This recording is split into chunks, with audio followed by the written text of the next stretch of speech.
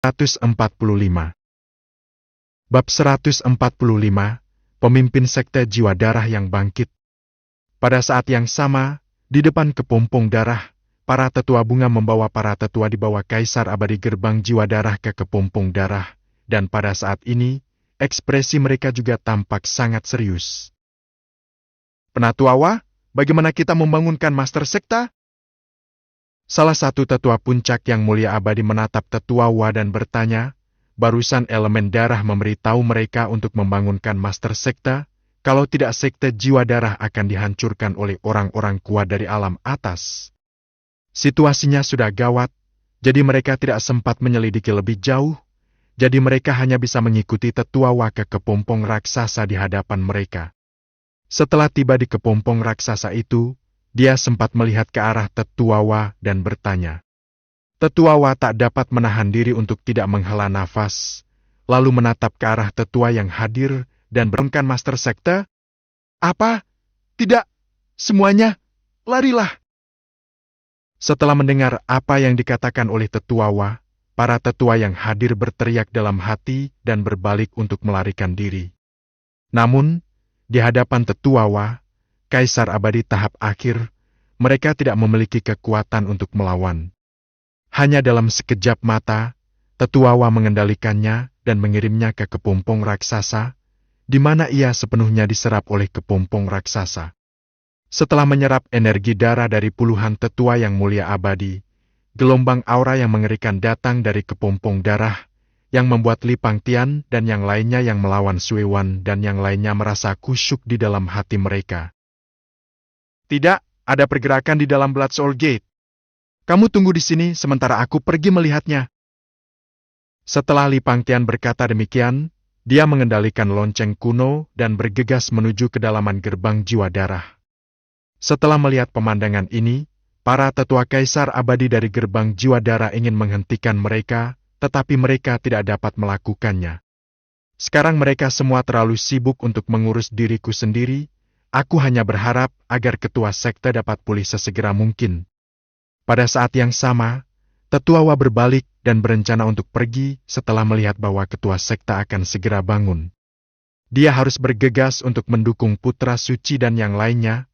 Jika tidak, akan buruk jika Li Pangtian dan yang lainnya memanggilnya dan merusak pemulihan ketua sekte. Saat tetua Wa berbalik, dia melihat Li Pangtian datang ke arahnya. Tidak bagus. Tetua Wa berpikir dalam hati, pemimpin sekte sekarang berada pada tahap pemulihan yang paling kritis, dan tidak boleh ada ruang untuk kesalahan. Memikirkan hal ini, Tetua Wa bergegas maju dengan tegas, dan detik berikutnya dia mulai bertarung sengit dengan Li Pangtian. Minggir! Ekspresi Li Pangtian sangat marah, dan dia mengendalikan jam kuno itu untuk melesat ke arah Tetua Wa. Tetua Wa tidak memiliki berkah senjata Kaisar Abadi tingkat ke-9, jadi dia tentu saja bukan tandingan Li Pangtian.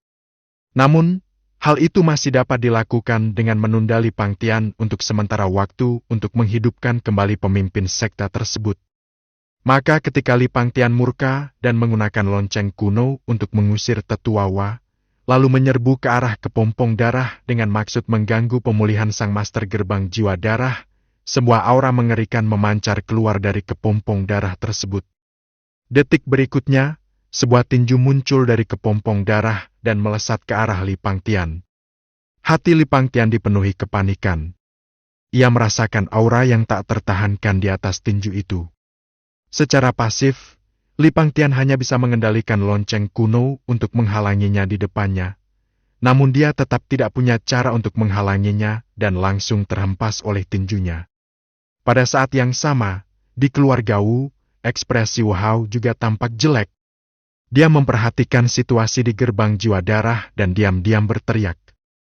Jika Li Pangtian dan yang lainnya tidak dapat mengalahkan mereka, maka dia akan melarikan diri bersama keluarga Wu. Pada saat yang sama, Jun Xiaoyao dan yang lainnya tampak sangat khidmat setelah melihat Li Pangtian diledakkan. Anda harus tahu bahwa meskipun Li Pangtian hanya berada di tahap akhir Kaisar Abadi, karena tubuh tahu kuno, bahkan Kaisar Abadi di puncak mungkin bukan lawannya, tetapi sekarang dia diledakkan. Sui Wan dan yang lainnya berteriak setelah melihat pemandangan ini. Semuanya, tunggu sebentar lagi. Pemimpin sekte telah pulih. Mereka akan segera mati. Jun Xiaoyao dan yang lainnya dengan cepat mendukung Li Pangtian, sementara orang-orang kuat yang hadir tidak dapat menahan diri untuk tidak melihat ke dalam gerbang jiwa darah, menelan seteguk air liur dan tampak sangat gugup. Kemudian pada detik berikutnya, dia melihat pemimpin sekte jiwa darah berpakaian merah perlahan muncul, dan di sampingnya berdiri tetua Wa yang berperilaku baik. Bertemu dengan master sekte. Para tetua sekte jiwa darah yang hadir melihat pemandangan ini dan tidak terlalu peduli, dan dengan cepat berlutut di depan tuan sekte jiwa darah. Pemimpin sekte jiwa darah mengangguk pelan untuk menyatakan persetujuannya, dan Zhu Yuan buru-buru datang ke depan pemimpin sekte jiwa darah. Ayah! Wah, kamu telah melakukan pekerjaan yang hebat saat aku pergi. Pemimpin sekte jiwa darah berkata lembut, wajah Zhu Yuan dipenuhi dengan kegembiraan karena dikenali. Hati Li Pangtian dan yang lainnya tenggelam, tetapi pada saat ini, bahkan jika mereka ingin pergi, sudah terlambat dan mereka hanya bisa bertarung sampai mati. Kalian adalah para biksu yang cukup beruntung untuk selamat dari pertempuran itu. Kalian bahkan tidak memikirkan bagaimana cara bertahan hidup, tetapi kalian benar-benar berani datang ke wilayah sekte jiwa darahku. Apakah karena kalian tidak takut mati? Kau tak perlu mengatakan apapun, bertarunglah saja jika kau mau, pemimpin sekte jiwa darah, kaisar darah. Setelah Li Pangtian mengatakan ini, dia memberikan Jun Xiaoyao pesan dari 4 ahli tahap akhir kaisar abadi. Kemudian, dia melangkah maju untuk menahan kaisar darah. Mereka berempat memegang kaisar darah di sampingnya. Kaisar darah baru saja bangkit kembali, jadi mereka mungkin tidak bisa bertarung. Pada saat yang sama, sebuah pesan juga dikirim ke para tokoh kuat kaisar abadi yang tersisa untuk menangani para tokoh kuat sekte jiwa darah yang hadir sesegera mungkin, dan kemudian datang untuk mendukung mereka. Tetapi yang tidak diduga Li Pangtian dan yang lainnya adalah bahwa kaisar darah tidak berniat melawan mereka. Bagaimanapun, kaisar darah baru saja pulih dan masih setengah dewa. Selain itu, dia juga merasakan kekuatan Li Pangtian dan yang lainnya. Jika perkelahian benar-benar terjadi, aku tidak akan mampu melindungi ahli warisku. Yang terpenting adalah dia menyadari ada aura yang tidak jauh darinya, aura yang lebih kuat darinya. Kaisar darah tidak yakin apakah pihak lain itu musuh atau teman. Jika pihak lain mengambil tindakan, itu hanya akan memperburuk situasi saat ini. Oleh karena itu, hal yang paling penting adalah pergi dari sini dengan gerbang jiwa darah terlebih dahulu, lalu menunggu hingga dia resmi menjadi dewa dan menjadi makhluk di atas kaisar abadi sebelum mencari mereka untuk menyelesaikan masalah. Menurut persepsi kaisar darah sendiri, hanya dibutuhkan 10.000 tahun baginya untuk menjadi dewa. Saat itu, tak seorang pun di dunia atas yang akan menjadi lawannya. Tentu saja, yang paling penting adalah bahwa kaisar darah tidak berpikir bahwa seseorang akan menjadi dewa hanya dalam 10.000 tahun. Dalam waktu setahun, ia berhasil menembus titik di mana ia bisa menjadi musuhnya.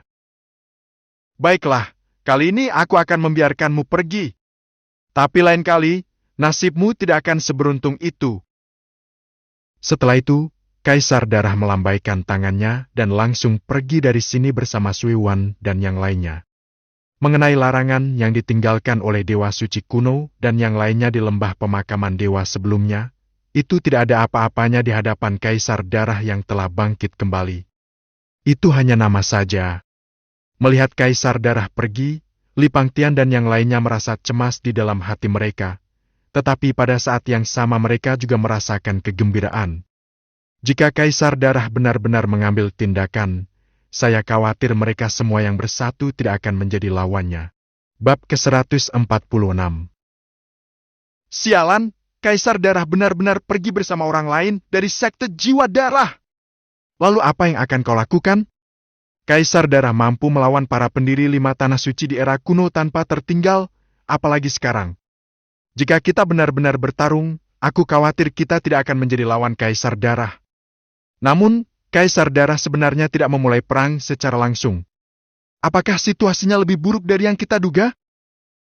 Setelah para ahli kaisar abadi yang hadir melihat kaisar darah pergi bersama elemen darah dan yang lainnya, mereka merasa senang dalam hati, tetapi mereka segera teringat sesuatu dan berkata dengan ragu-ragu. Li Pangtian dan yang lainnya tidak begitu peduli.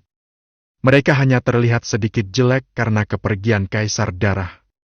Jika mereka tidak dapat membunuh kaisar darah sekarang, maka ketika kaisar darah kembali lagi, mereka mungkin tidak dapat membunuhnya bersama-sama.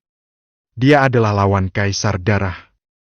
Hanya saja mereka tidak punya pilihan lain sekarang. Mereka tidak bisa menahan kaisar darah jika dia ingin pergi. Jadi setelah menghela nafas, Li Pangtian berbicara kepada para kaisar abadi yang hadir.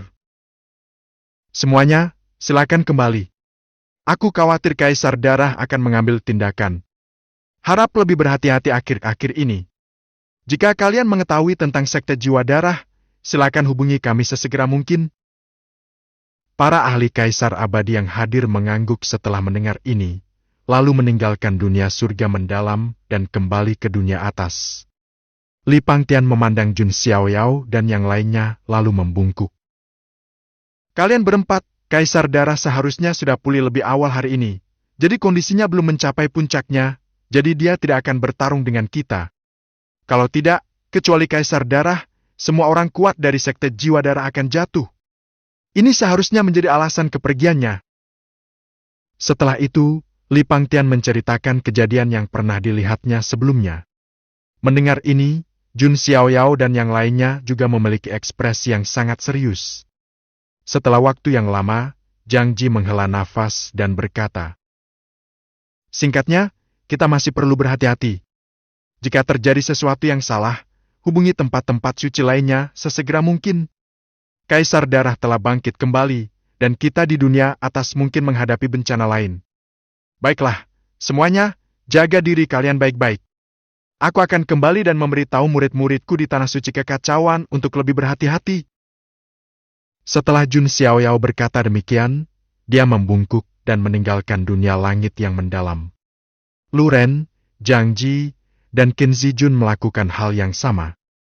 Tak lama kemudian, hanya Li Pangtian, kaisar abadi, yang tersisa di dunia langit yang mendalam. Melihat lembah pemakaman dewa di depannya, Li Pangtian menghela napas, lalu menghancurkan lembah pemakaman dewa hingga berkeping-keping dengan seluruh kekuatannya. Jika dia tidak bisa membunuh kaisar darah, dia hanya bisa melampiaskan amarahnya dengan menghancurkan gerbang jiwa darah. Kalau begitu, mari kita bawa kembali putra suci, dan jika memungkinkan, bawa keluarga putra suci ke dunia atas. Setelah Li Pangtian berkata demikian, dia langsung berlari ke arah Wu Yifan. Bagi kaisar abadi, tidak sulit untuk membawa keluarga ke dunia atas, apalagi orang kuat setingkat Li Pangtian. Pada saat yang sama, di keluarga Wu, Sukyaoran memandang Wu Hao yang kembali tidak lama setelah pergi dan bertanya dengan rasa ingin tahu.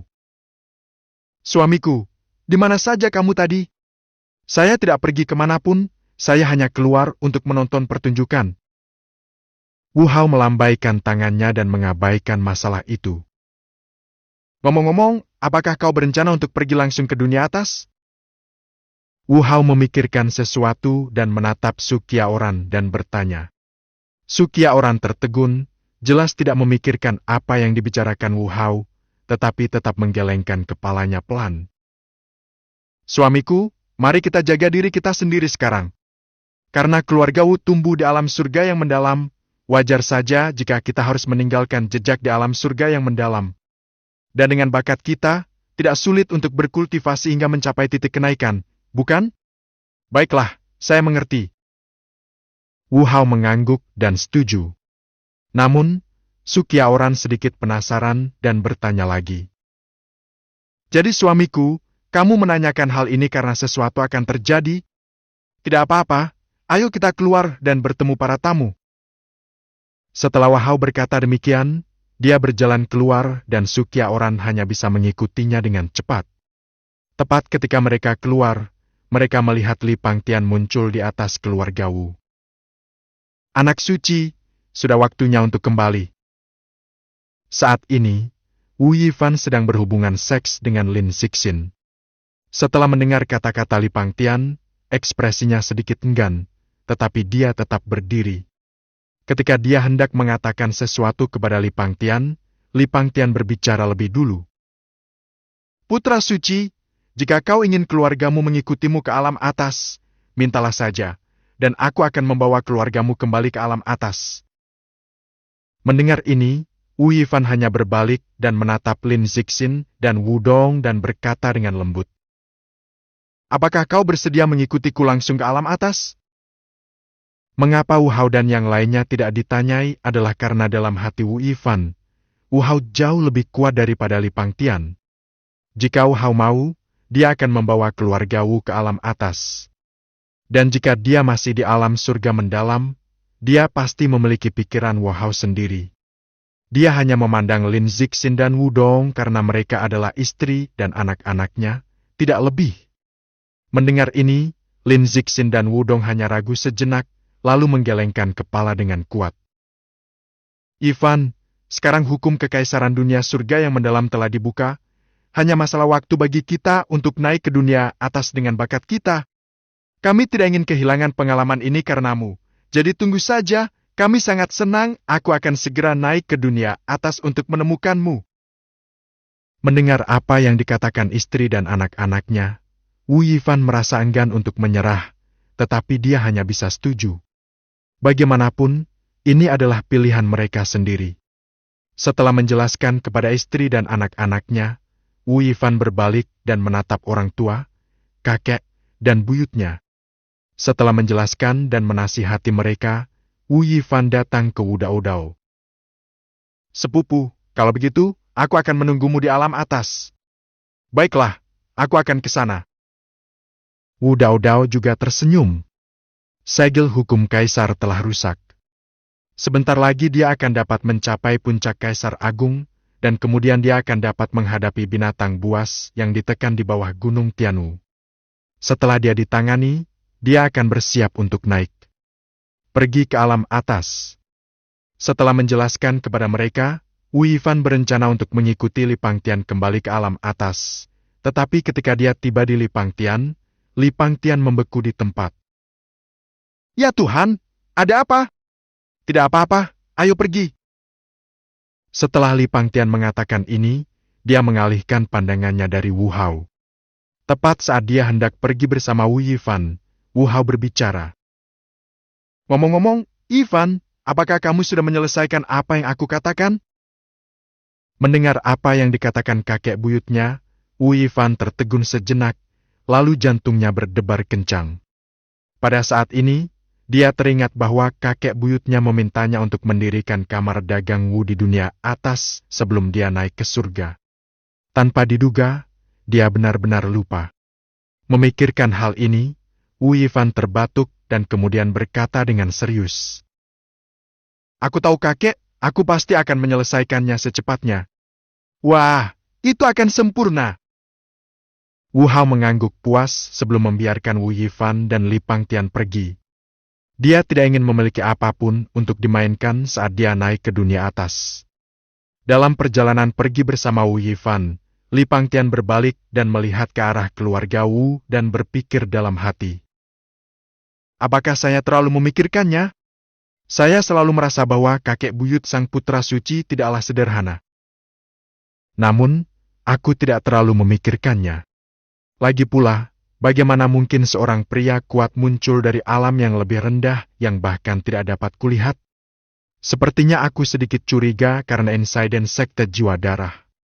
Di alam dewa, sesosok-sosok perlahan membuka matanya, memandang ke arah alam surga mendalam melintasi ruang dan waktu tak berujung, dan bergumam pada dirinya sendiri. Seseorang telah merusak segel tempat yang penuh dosa?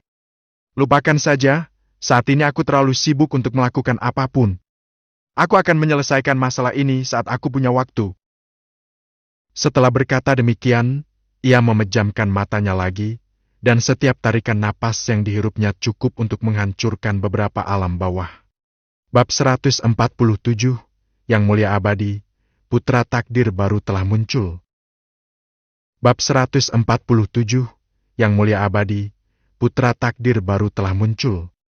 Tidak lama setelah Wu Yifan kembali ke alam atas, ia berhasil menembus ke tahap dewa sejati. Wu Hao juga menembus level terakhir di bawah umpan balik yang mengerikan ini dan secara resmi dipromosikan ke tahap dewa abadi. Namun, bahkan dipromosikan menjadi Immortal Venerable mungkin bukan apa-apa di seluruh dunia atas. Lagi pula, ada lebih dari 100 Immortal Emperor yang muncul pada saat itu, apalagi Immortal Venerable. Aku masih harus tetap bersikap rendah hati.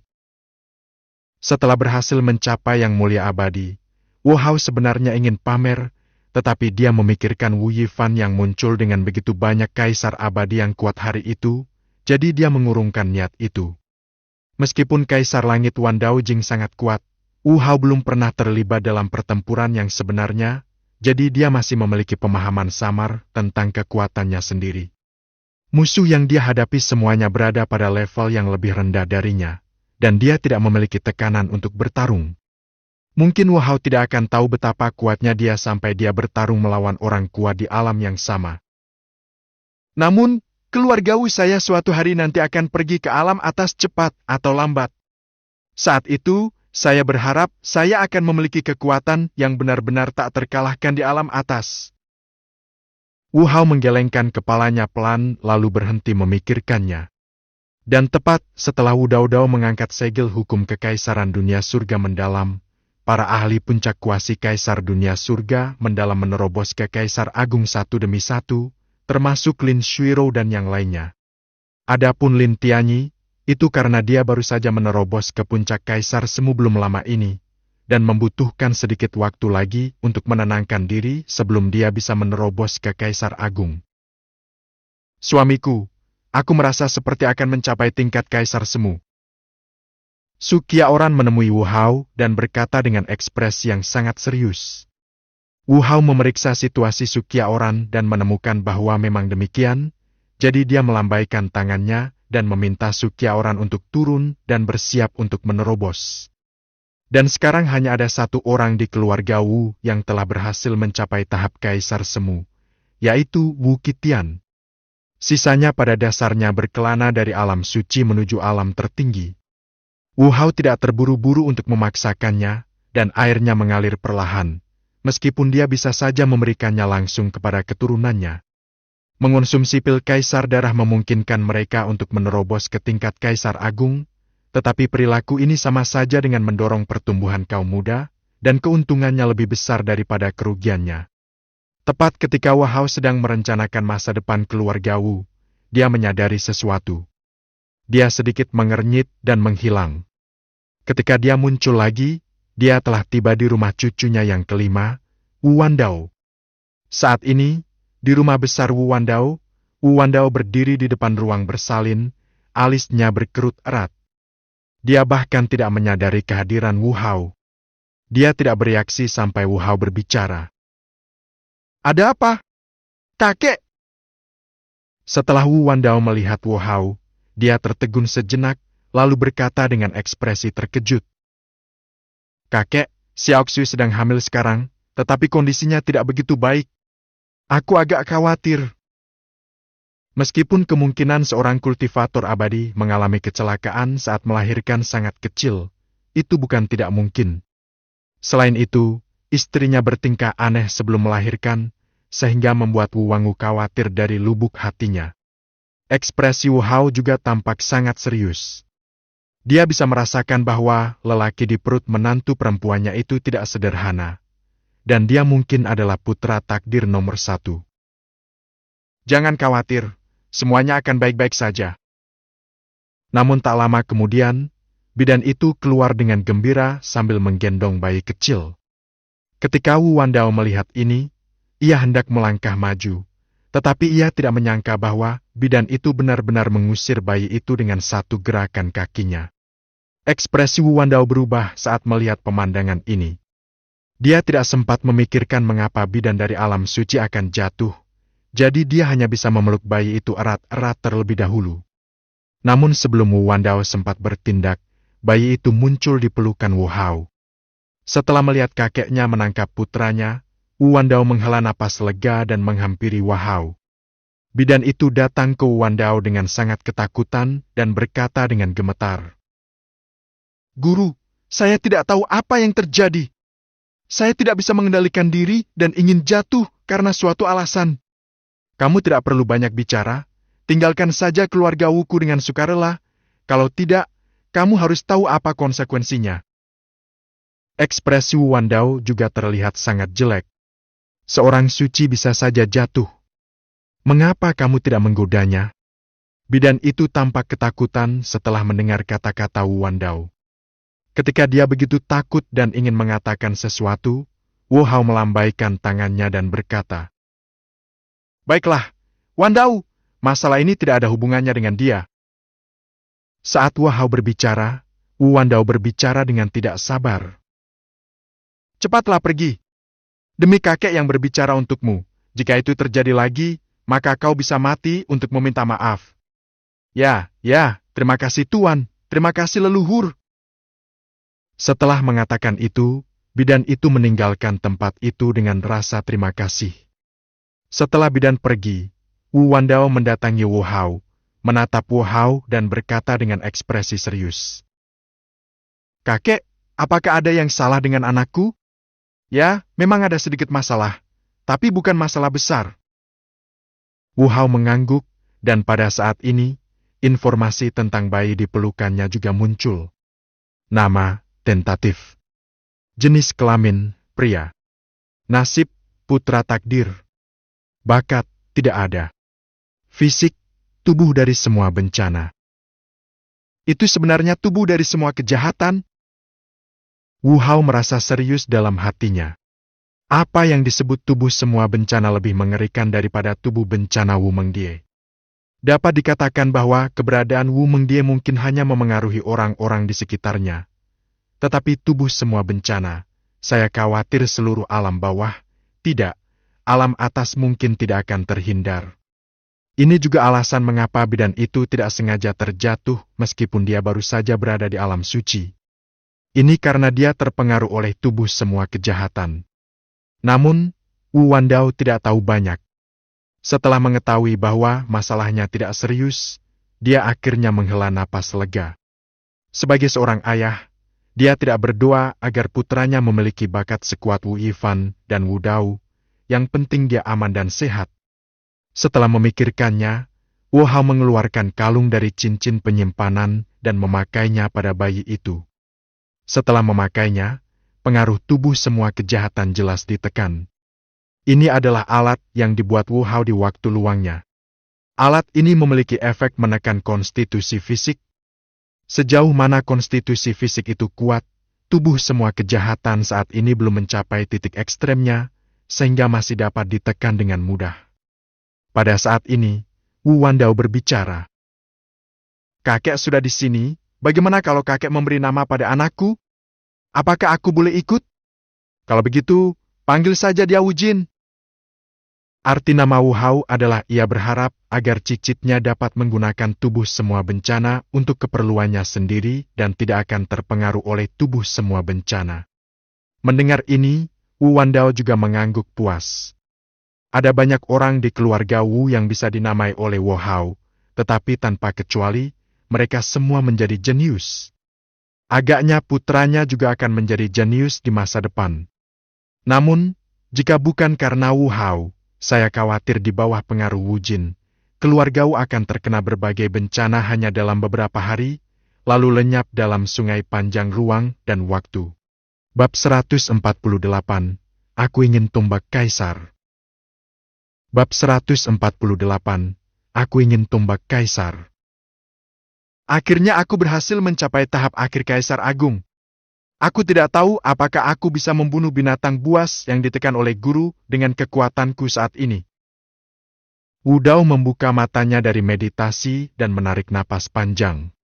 Napas yang dihembuskannya seperti naga panjang, yang membuat para tetua kuasi kaisar di Gunung Tianwu terkesiap. Suasana yang mengerikan sekali, apakah ini Kaisar Agung? Namun, karena alasan sebelumnya, hanya Chan Wushuang di Gunung Tianwu yang berhasil mencapai puncak kuasi kaisar, sedangkan tetua lainnya masih berada di tahap kuasi kaisar. Karena pembatasan itu, Wu Yi tidak dapat dengan jelas mendeteksi wilayah binatang buas itu. Dia hanya bisa menghela nafas dan kemudian bergegas ke arah Wu Shengna. Sedangkan bagi sang guru, jika ia dapat menyingkirkan binatang buas yang menyeretnya tadi, sang guru juga dapat segera menerobos ke tingkat Kaisar Agung. Tak lama kemudian, Wu Yi tiba di depan Wu Shengna. Melihat kedatangan muridnya, Wu Shengna tampak ragu-ragu lalu bertanya, "Yi, apa yang sedang kamu lakukan?" "Tuan, aku siap. Bukalah batasan pada binatang buas itu. Aku akan menyingkirkan binatang buas itu." Wu Yi langsung ke intinya dan menyatakan tujuannya datang. Setelah mendengar ini, ekspresi Wu Shengna juga menjadi serius, dan dia menarik napas dalam-dalam sebelum bertanya, "Yi, apakah kamu benar-benar siap?" Dia mengakui bahwa bakat Wu Daodao adalah yang paling kuat yang pernah dilihatnya. Dia sebelumnya telah menghancurkan segel hukum kekaisaran dunia surga mendalam dengan sifatnya yang tak terkalahkan. Tetapi bahkan monster seperti itu tidak akan mampu mengalahkannya hanya dalam 10 tahun. Terobos saja dari Kaisar Agung sampai ke titik di mana Anda dapat menghadapi binatang buas dalam waktu yang dibutuhkan. Wu Yi hanya menggelengkan kepalanya sedikit dan kemudian terdiam. Wu Shengna juga mengerti, menghela nafas, lalu berbicara. "Jika memang begitu, maka semuanya tergantung padamu. Namun, sekarang bukan saatnya. Mari kita turun dan biarkan para murid di gunung pergi terlebih dahulu, agar tidak terpengaruh oleh pertempuran." Saat Wu Shengna menyebarkan berita itu, ekspresi para murid di Gunung Tianwu berubah. Jelas bahwa tidak ada makhluk mengerikan seperti itu yang ditekan di bawah tempat mereka berada. Namun, sekarang bukan saatnya untuk terlibat. Yang terpenting adalah meninggalkan Gunung Tianwu terlebih dahulu dan kembali setelah perang berakhir. "Apakah menurutmu Putra Suci benar-benar lawan dari binatang buas itu?" "Itu pasti benar. Putra Suci adalah Kaisar Agung, dan Putra Suci dengan bakat paling hebat di Gunung Tianwu kita. Bagaimana mungkin dia tidak bisa menjadi lawan dari binatang buas? Saya perkirakan kita akan segera mendengar berita bahwa Putra Suci telah mengalahkan binatang buas itu, dan kemudian kita dapat kembali ke Gunung Tianwu." Ketika meninggalkan Gunung Tianwu, beberapa murid bertanya dengan rasa ingin tahu, tetapi pada akhirnya mereka semua dengan suara bulat percaya bahwa Wu Yi dapat menang. Lagi pula, jika tidak ada kepastian mutlak, Wu Yi tidak akan mengambil tindakan. Tak lama kemudian, hanya ada beberapa tetua tingkat kaisar yang tersisa di Gunung Tianwu. Para murid dikawal ke tempat yang lebih aman dan diam-diam menunggu kabar dari Gunung Tianwu. "Master Sekta, apakah menurutmu Putra Suci mampu menghadapi binatang buas itu?" Ketika Chan Wushuang mendatangi Wu Shengna, dia tak dapat menahan diri untuk tidak menghela nafas dan berkata dengan sedikit nada ragu dan khawatir. Mendengar ini, Wu Shengna hanya menggelengkan kepalanya sedikit. "Jadi bagaimana jika kau tidak percaya? Kau harus tahu bahwa beberapa waktu lalu, hukum kekaisaran alam surga yang mendalam telah dibuka. Binatang buas itu tampaknya telah dirangsang oleh sesuatu. Kurasa itu tidak dapat ditekan lama-lama. Sekarang aku hanya bisa berharap kita bisa mengalahkan binatang buas itu bersama-sama. Namun, meskipun kita tidak dapat menyelesaikannya bersama, leluhurnya seharusnya dapat menyelesaikannya." Berbicara tentang ini, Wu Shengna melihat ke arah keluarga Wu, begitu pula Chan Wushuang. Meskipun Wu Hao tidak mengambil tindakan, banyak orang menganalisis situasi hari itu dan menyimpulkan bahwa Wu Hao, leluhur keluarga Wu, mungkin adalah orang terkuat di keluarga Wu, dan bahkan Wu Yifan bukanlah tandingannya. Terutama Chan Wushuang dan Wu Shengna sangat yakin. Bagaimanapun, Wu Hao telah membawa Wu Yi pergi di depan matanya. Bukankah itu cukup untuk menunjukkan betapa hebatnya Wu Hao? Setelah Wu Daodao mengevakuasi para murid dari Gunung Tianwu, dia tidak segera meminta Wu Shengna untuk melepaskan larangan terhadap binatang buas. Sebaliknya, dia kembali ke keluarga Wu terlebih dahulu. Wu Hao tampaknya telah menyadarinya sejak lama dan tidak menunjukkan keterkejutan apapun saat melihat Wu Yi muncul. "Kakek." Wu Yi menatap Wu Hao dengan ekspresi datar. Wu Hao mengangguk sedikit sebelum berbicara. Katakan padaku, apa yang kamu inginkan? Kakek, aku ingin tombak kekaisaran. Wu Yi tidak ragu-ragu dan langsung menyatakan tujuannya. Setelah mendengar ini, Wahao mengangguk dan berdiri. Saat Wahao berdiri, sejumlah besar bahan tempat terbang keluar dari cincin penyimpanannya, dan kemudian jatuh ke api peri di telapak tangan Wu Hao. Ini adalah pertama kalinya Wu Hao melihat senjata palsu milik kakek buyutnya. Ketika dia melihat api peri di telapak tangan Wu Hao, ekspresinya sangat serius. Dia tahu bahwa bola api peri ini jelas bukan ciptaan dunia surga mendalam. Mungkin itu terlalu berlebihan. Kakek mungkin membawanya kembali dari dunia atas. Namun sebelum Udao sempat memikirkannya, dia melihat bahwa bahan-bahan tempaan itu dengan cepat larut ke bentuk aslinya di bawah suhu api peri dan kemudian menyatu.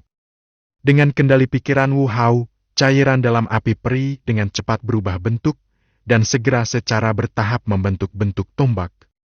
Meskipun belum terbentuk sempurna, hanya melihat penampilannya saja, Wu Yi merasa bahwa tombak kekaisaran ini mungkin sangat kuat. Sebelum dia bisa bereaksi, guntur kesengsaraan muncul di langit, lalu langsung menuju ke Wu Hao, tidak, melainkan ke arah tombak kekaisaran di telapak tangan Wu Hao. Di sisi lain, Wu Hao dengan tenang mengendalikan tombak kekaisaran dan melemparkannya ke langit. Kemudian, tombak kekaisaran dibaptis oleh kesengsaraan guntur. Saat kesengsaraan guntur perlahan menghilang, tombak itu jatuh kembali ke tangan Wu Hao. Meskipun momentumnya sangat besar, momentum itu tidak dapat menyebabkan banyak pergerakan di alam langit yang mendalam. Lagi pula, setelah hukum kaisar dibuka, hampir setiap saat, seorang ahli puncak kaisar semu akan menerobos ke kaisar agung. Meskipun kesengsaraan guntur yang dialami senjata kaisar mirip dengan kesengsaraan guntur kaisar agung, namun peluang keberhasilan senjata kaisar yang melampaui kesengsaraan jauh lebih tinggi daripada kaisar agung. Lagi pula, kaisar agung tidak sekuat senjata kaisar. Melihat senjata kaisar di tangan kakek, jantung Udao berdebar kencang. Penampilan putih dingin itu tampak sangat dingin, membuat orang-orang merasakan sedikit paksaan. Udao merasa bahwa jika dia memiliki berkah senjata kaisar, bahkan jika dia adalah dewa debu merah, dia bisa bertarung. Karena senjata kaisar ini milikmu, maka terserah padamu untuk menamainya. Setelah Wahao selesai berbicara, dia menatap Wu Yi. Udao menarik napas dalam-dalam, lalu mengambil tombak kekaisaran dan berkata tanpa ragu-ragu. Karena itu senjataku, kita sebut saja senjata kekacauan. Deng, selamat kepada tuan rumah karena telah mengirimiku sebuah tombak kekaisaran. 1.000.000 tombak kekaisaran telah dikirim kembali. Bisakah kau tolong? Sintesis. Deng, selamat kepada tuan rumah karena memperoleh 10.000 tombak abadi kelas 1. Bab 149, Binatang Ganas Puncak Kaisar Agung. Hanya itu saja? Bab 149, Binatang Ganas Puncak Kaisar Agung. Hanya itu saja? Pada saat yang sama, Li Taibai dan yang lainnya juga menerima berita bahwa Wu Yi akan menyerang binatang Kaisar Agung yang ditekan di bawah Gunung Tianwu. Jadi mereka bergegas mengelilingi Gunung Tianwu, menunggu jika Wu Yi tidak dapat mendukungnya lagi, mereka akan mengisinya. Saya tidak pernah menyangka bahwa suatu hari larangan terhadap binatang buas di bawah Gunung Tianwu akan dibuka. Awalnya saya mengira larangan itu tidak akan pernah dibuka selamanya. Lei Wanyun berkata dengan ekspresi yang sangat serius bahwa keempat guru suci sebenarnya mengetahui tentang binatang buas yang ditekan di bawah Gunung Tianwu, dan mereka semua memperhatikan situasi di Gunung Tianwu. Jika ada yang berani menyerang Gunung Tianwu, 4 tanah suci adalah yang pertama tidak setuju. Aku takut binatang Kaisar Agung di bawah akan dilepaskan. Saat itu, bahkan jika mereka semua digabungkan, mereka tidak akan bisa menandinginya. Tetapi aku tidak menyangka bahwa suatu hari mereka akan mengambil inisiatif untuk melepaskan binatang Kaisar Agung. Namun, mereka tidak lagi seperti dulu. Bahkan jika binatang buas itu muncul lagi, mereka mungkin tidak akan menjadi lawan bersama. Tetapi apakah menurutmu kita memerlukan bantuan dalam masalah ini? Li Taibai memandang Lin Shuiren dan Lei Wanyun dan berkata dengan lembut. Lin Shuiro menggelengkan kepalanya pelan. Kami di sini hanya untuk berjaga-jaga. Padahal, kita semua tahu bahwa dengan kekuatan aliansi, kita tidak perlu melakukan apapun. Mendengar ini, Li Taibai dan Lei Wanyun mengangguk pelan. Pada saat ini, mereka semua menyadari sesuatu dan melihat ke selatan. Mereka melihat Wu Yi memegang tombak dan bergegas kembali dari arah keluarga Wu. Ketika mereka melihat tombak di tangan Wu Daodao, Li Taibai dan Lei Wanyun tidak dapat menahan diri untuk tidak terkesiap. Mereka berdua dapat merasakan bahwa tombak di tangan Wu Daodao jelas merupakan senjata kaisar, dan itu bahkan lebih kuat dari senjata kaisar mereka. Jenis yang kuat. Wu Daodao secara alami menyadari kehadiran Li Taibai dan yang lainnya, tetapi tidak mengatakan apa-apa.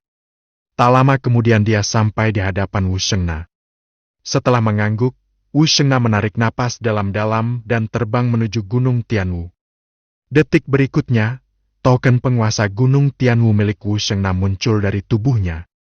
Saat Wu Shengna meremas rahasia dan melafalkan mantra, beberapa garis darah panjang menyebar dari token penguasa, memanjang ke arah dasar Gunung Tianwu. Dan pergi. Hanya dalam beberapa tarikan napas, ia menyebar ke seluruh Gunung Tianwu. Saat Wu Shengna meningkatkan kekuatannya lagi, garis keturunan yang tak terhitung jumlahnya langsung menghancurkan Gunung Tianwu. Setelah Gunung Tianwu hancur, suara lolongan yang mengerikan meletus dari bawah tanah Gunung Tianwu. Suara yang menusuk itu bahkan dapat didengar dengan jelas oleh semua makhluk di alam surga mendalam, dan mereka merasakan ketakutan di dalam hati mereka. Astaga, apa yang terjadi? Seperti apa suara tadi? Hes, itu datang dari Gunung Tianwu. Aku orang yang kuat di dekat Gunung Tianwu. Baru saja aku melihat Gunung Tianwu menghilang, dan kemudian suara lolongan ini datang dari Gunung Tianwu. Saya adalah murid Gunung Tianwu. Beberapa waktu lalu, aku mengetahui dari Putra Suci dan yang lainnya bahwa ada seekor binatang buas dari alam Kaisar Agung yang tertekan di bawah Gunung Tianwu milikku. Baru saja, Putra Suci dan yang lainnya lah yang seharusnya melepaskan binatang buas ini untuk menyingkirkannya. Tidak perlu panik. Astaga, apakah Putra Suci Gunung Tianwu mampu menghadapi binatang buas setingkat Kaisar Agung? Ternyata Putra Suci Gunung Tianwu adalah Wu Yi. Maaf, saya ceroboh. Ayo, Putra Suci Gunung Tianwu. Hanya saja Wu Daodao jelas tidak tahu apa yang terjadi di internet. Saat ini, dia memegang Chaos Gun dan ekspresinya sangat serius. Selama lawannya berasal dari alam Kaisar Agung, maka dia jelas bukan lawannya. Dan saat Gunung Tianwu disingkirkan oleh Wu Shengna, sebuah tangan raksasa menghantam tanah dari dalam Gunung Tianwu. Kekuatan mengerikan itu menyebabkan area dalam radius 1.000.000 mil runtuh. Saatnya, serangan Kaisar. Melihat binatang buas itu hendak muncul, Wu Yi memilih menyerang terlebih dahulu dan menembak langsung ke kaki Gunung Tianwu. Pada saat ini, begitu binatang buas itu melihat keluar, dia melihat tombak datang ke arahnya. Sebelum bisa bereaksi, tombak itu langsung menembus tubuhnya, dan dia tidak bisa mati lagi. Inilah momen pemaparan yang sesungguhnya. Sampai binatang buas itu ditembak mati oleh Wu Yi, Li Taibai dan yang lainnya belum bereaksi. Setelah waktu yang lama, Li Taibai ragu-ragu untuk berbicara. Itu pasti ilusi, kan?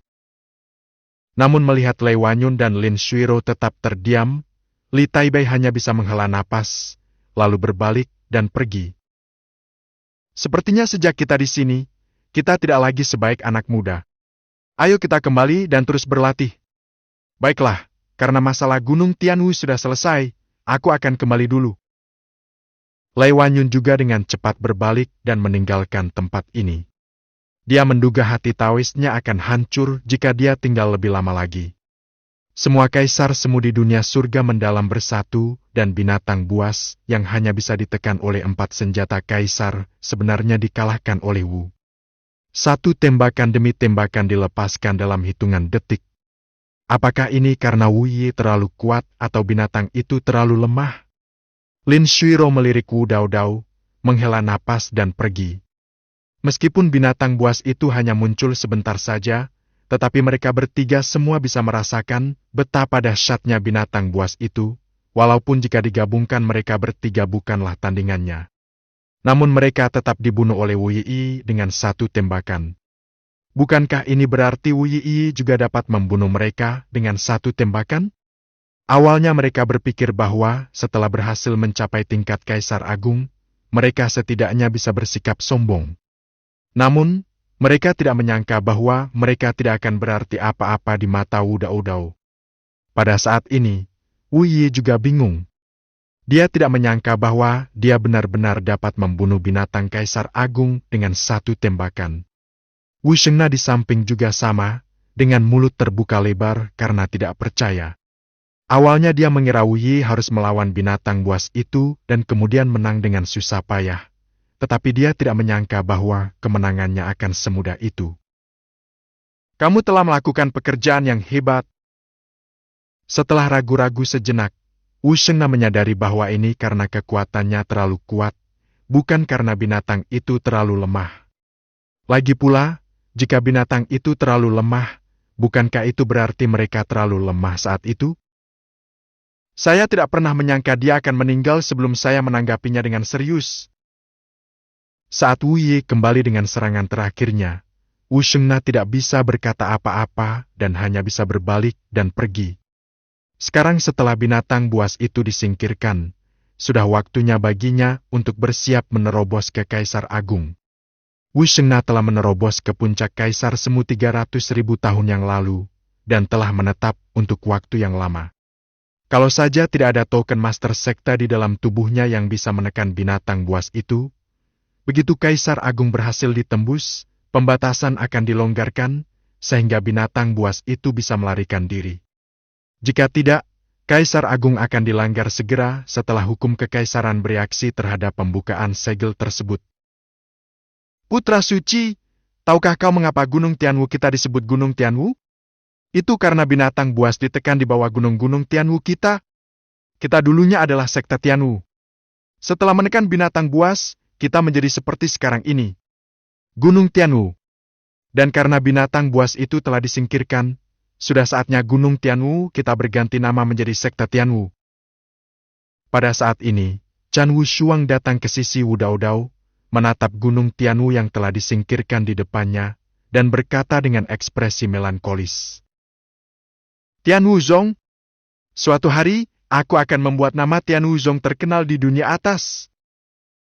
Wu Dao berpikir dalam hatinya, dan bertekad untuk menyebarkan nama Tianwu Zong ke telinga semua orang di alam atas setelah kenaikannya. Bab ke-150.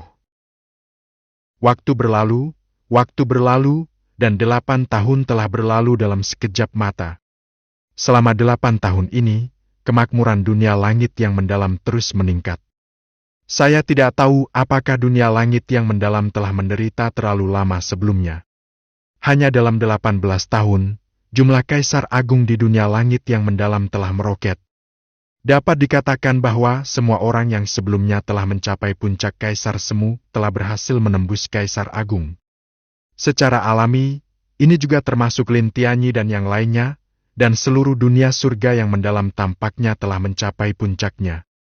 Dalam 8 tahun terakhir, Wu Yi juga telah berhasil dipromosikan ke puncak Kaisar Agung, dan telah memulai persiapan untuk menerobos ke Dewa Debu Merah dan kemudian naik ke dunia atas.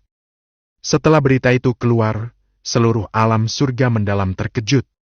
Bagaimanapun, ini adalah biksu pertama dalam sejarah alam surga mendalam mereka yang naik ke alam atas. Pada saat yang sama, di Gunung Tianwu, Wu Shengna, yang telah menerobos menjadi Kaisar Agung, berdiri di samping Wu Yi, menatap Wu Yi dengan tatapan mata yang rumit. Awalnya, dia hanya menyukai bakat Wu Dao dan ingin Wu Dao memasuki Gunung Tianwu. Ketika dia tidak dapat bertahan lagi, dia mengambil alih tugasnya untuk menekan binatang buas, tetapi dia tidak menyangka bahwa Wu Dao akan langsung menyelesaikan masalah tersebut. Kau akan segera naik ke alam atas. Ingatlah untuk berhati-hati saat kau pergi ke alam atas. Bahkan jika kau berhasil menembus peri debu merah di alam atas, itu tidak ada apa-apanya. Menghadapi pengingat sang guru, Wu Yi mengangguk. Saya mengerti guru. Namun, yang tidak dikatakan Wu Dao adalah bahwa sepupunya Wu Yifan adalah putra suci Tanah Suci Kuno, dan Tanah Suci Kuno adalah salah satu kekuatan terkuat di seluruh alam atas. Jadi tidak ada yang salah dengan dia naik ke alam atas. Orang-orang berani menggertaknya. Lagi pula, semua kaisar abadi itu melihat bahwa Wu Yifan adalah saudara mereka, dan mereka juga tahu bahwa Wu Yifan telah menjadi putra suci Tanah Suci Kuno, jadi tentu saja mereka tidak berani memikirkan apapun tentang diri mereka sendiri. Setelah memberikan instruksi kepada gurunya dan yang lainnya, Wu Daodao berjalan ke platform kenaikan abadi yang dibangun di Gunung Tianwu dan bersiap untuk naik. Adapun keluarga Wu Yi sudah menjelaskannya sebelumnya, dan mereka mungkin akan naik dalam beberapa ratus tahun, jadi tidak perlu terlalu bersedih. Berdiri di panggung kenaikan abadi, Wu Daodao menarik napas dalam-dalam, lalu duduk bersila dan menyerang dunia manusia dengan seluruh kekuatannya. Pada saat yang sama, lingkungan sekitar panggung Immoral Ascension sudah dipenuhi oleh orang-orang kuat dari seluruh dunia surga yang mendalam. Mereka semua ingin menyaksikan kenaikan Wu Dao dan mempelajari sesuatu darinya, yang mungkin juga berguna untuk kenaikan mereka di masa depan. Akhirnya, setelah 3 hari 3 malam, Wu Daodao akhirnya menyadari peluang Dewa Debu Merah. Dia membuka matanya berbinar, lalu dia berkata dengan lembut, "Debu merah abadi, hancur!" Saat kata-kata Wu Daodao jatuh, aura mengerikan terpancar dari tubuhnya dan menyebar ke seluruh dunia surga yang mendalam. Dimanapun aura ini memengaruhi area tersebut, semua orang hanya merasakan gelombang kegembiraan, dan rasanya seperti sesuatu yang hebat terjadi secara umum.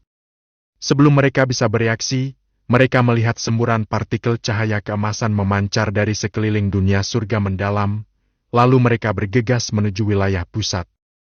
Hanya dalam sekejap mata, orang-orang kuat di tahap kenaikan abadi sekte Tianwu melihat sinar cahaya yang tak terhitung jumlahnya datang dari sekitar dunia surga mendalam menuju Wu Dao dan mengalir ke tubuh Wu Dao.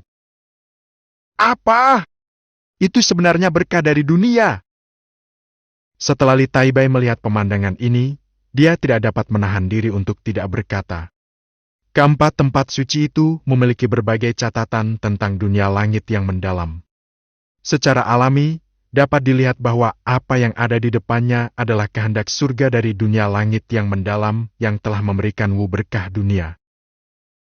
Apakah karena Wu Yifan adalah biksu pertama di alam surga mendalam kita yang naik ke alam atas? Bukankah Wu Yifan juga naik ke alam surga mendalam terakhir kali? Tidak, sejauh yang aku tahu, Wu Yifan tidak berhasil menembus alam Dewa Debu Merah di alam surga mendalam, tetapi berhasil menembus alam Dewa Debu Merah di lembah pemakaman dewa dan berhasil keluar. Jadi dia bukanlah orang pertama di alam surga mendalam kita yang berhasil naik ke alam atas. Peri Debu Merah. Lin Shiro teringat sesuatu, menatap lembah pemakaman dewa yang telah menghilang, lalu berbicara. Mendengar ini, semua orang menatap Wu Yi dengan iri di mata mereka. Itu adalah berkah dari dunia. Jika Anda mendapatkannya, takdir Anda akan berubah mulai sekarang. Namun, Wu Yi tidak mengetahui situasi di luar sana. Pada saat ini, dia tenggelam dalam berkah dunia, dan kesadarannya telah memasuki ruang yang luar biasa. Di mana tempat ini? Ini juga pertama kalinya Wu Yifan menghadapi situasi ini. Bahkan di warisan Kaisar Besar Kekacauan, dia belum pernah menghadapi situasi ini. Tepat ketika Wu Yi merasa penasaran, sebuah sosok perlahan mengembun dan terbentuk di depannya dengan gerakan partikel cahaya keemasan. Setelah beberapa saat, sosok itu berubah menjadi seorang lolita pirang. Siapa kamu? Wu Daodao sedikit penasaran. Dia merasakan aura yang sangat bersahabat dari loli di depannya. Perasaan ini, seperti anggota keluarga. Loli di depannya menjadi tenang setelah mengembun menjadi bentuk, dan kemudian dia berbicara dengan lembut. Ini adalah ruang surga. Seperti yang bisa Anda lihat, saya adalah inkarnasi surga. Jalan menuju surga. Ketika Wu Yi mendengar bahwa loli di depannya adalah inkarnasi dari Tiandao, dia tidak bisa menahan cemberut. Dia juga mengetahui sesuatu tentang jalan surga dari warisan Kaisar Agung Kekacauan. Secara alami, ia mengetahui bahwa jalan menuju surga adalah kehidupan yang tidak mementingkan diri sendiri. Dapat dikatakan bahwa ia hanya akan bertanggung jawab pada pemeliharaan ketertiban. Selama tidak ada bahaya kehancuran dunia, maka jalan surga tidak akan muncul. Terlebih lagi, Wu Dao juga sedikit penasaran, entah mengapa, dia selalu merasa bahwa dao surgawi di depannya sepertinya memiliki perasaan. Ya, kamu juga pasti penasaran mengapa aku membawamu ke sini. Sebenarnya, dunia surga yang mendalam adalah dunia yang penuh dosa. Tian Dao memandang Wu Yi dan menceritakan masalahnya dengan ekspresi yang sangat serius. Mendengar ini, Wu Dao kembali merasa terkejut. Ia merasa seolah-olah telah terlibat dalam sesuatu, dan kini ia tampak tidak dapat melarikan diri. Ia hanya dapat mendengarkan inkarnasi jalan surga di depannya menyelesaikan kata-katanya. Menarik sekali, orang Tiandao itu benar-benar menarik ke ruang Tiandao. Aku tidak tahu apa yang akan dia lakukan. Di keluarga Wu saat ini, Wu Hao melihat pemandangan di panggung kenaikan abadi dari kejauhan, dan secara alami melihat bahwa Wu Yi saat ini ditarik ke ruang surgawi oleh Tiandao. Mungkinkah misi utama telah terpicu? Memikirkan hal ini, Wu Hao punya sedikit pemikiran. Dengan kultivasi awalnya sebagai Immortal Vulnerable, dia tidak akan ditemukan oleh surga jika dia ingin mengintip. Lakukan saja, setelah memastikannya, Wu Hao berangkat dan memasuki angkasa surgawi. Dengan tingkat kultivasi Wu Hao, bahkan Kaisar Abadi yang kuat pun tidak dapat menemukannya. Maka ketika Wu Hao memasuki ruang Tiandao, Tiandao tidak menyadari apapun, tetapi menceritakan sendiri asal-usul dunia surga yang mendalam. Bab 105